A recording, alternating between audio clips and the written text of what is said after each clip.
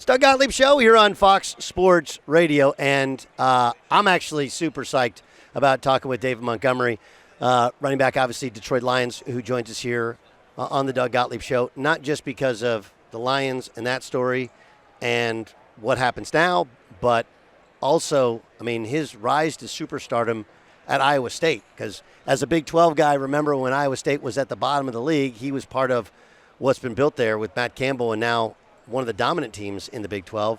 But you're also joining us on behalf of Scouting America. Why?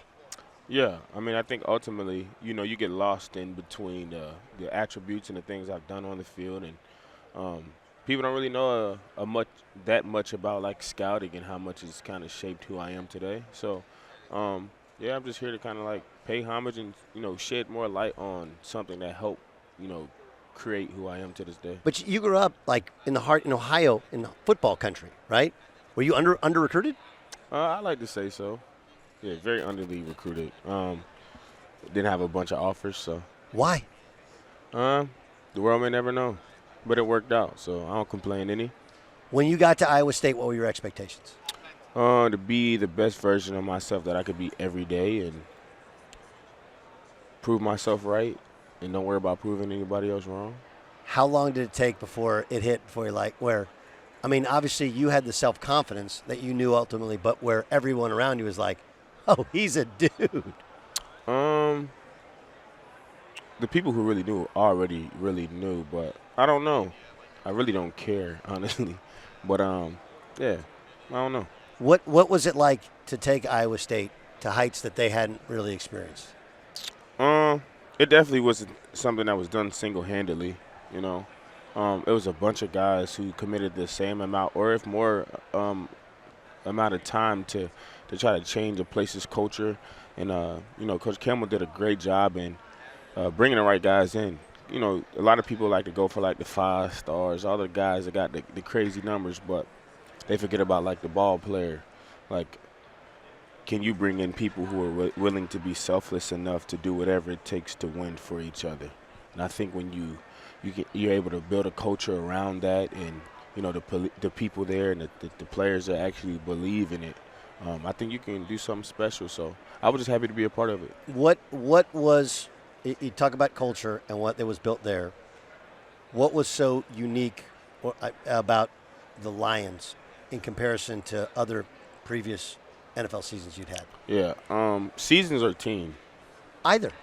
I tell people to this day, I love Chicago, and I'm so appreciative of, them taking a chance on a kid that no one really believed in. But I think Detroit's like, I'm from Cincinnati, Ohio. Like, I'm from a pretty violent area and a place that, is perceived to just create and bring negativity. But when I get to Detroit, it's a blue-collar place. It just fit like a glove, some would say.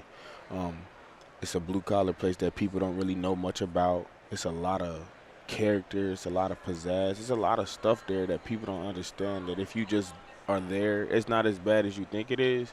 It's a place who loves to love people, So, yeah, it just feels different.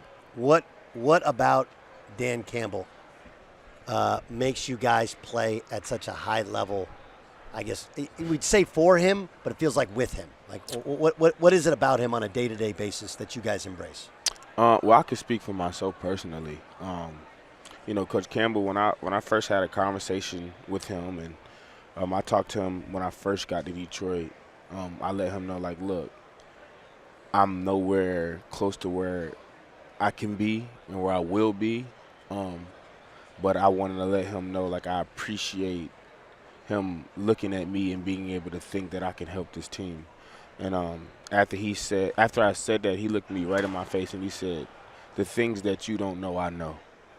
And he was basically just talking about my potential and what I could be. He just was like reassuring me that he knew exactly who I was going to be without even like knowing who I was yet. Yeah, so he just one of them people. He's a gritty dude. He wants football players. He don't want the little 40 times, and he don't want that because that could ruin the culture. He wants ball players.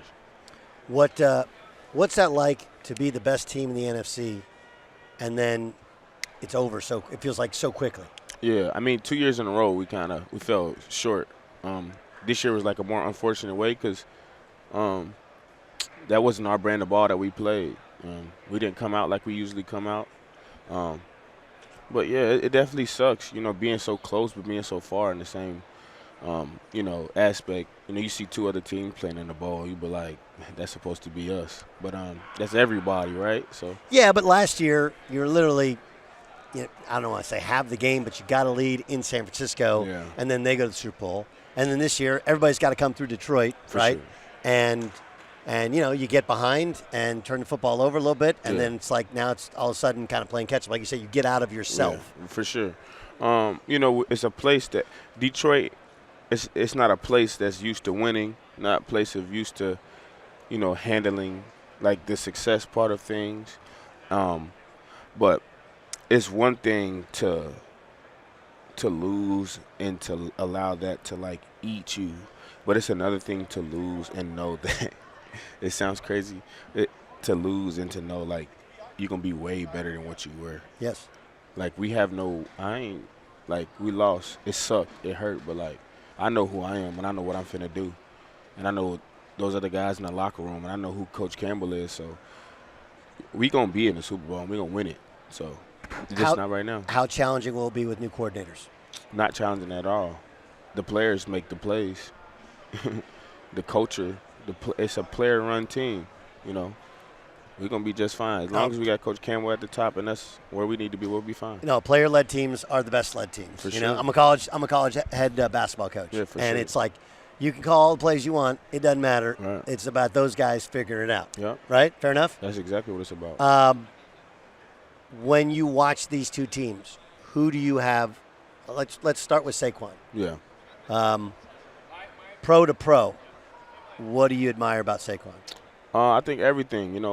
Saquon, I don't think he really had an opportunity to show like all his abilities when he was in New York. But like from a running back to a running back, like you see him doing some of the things that he does is like it's not surprising at all just because of who he is and how he works. Bro, he jumped over a dude backwards. Like, that's not surprising to me. That's not? No, not coming from him. Like he's a freak of nature. But yeah.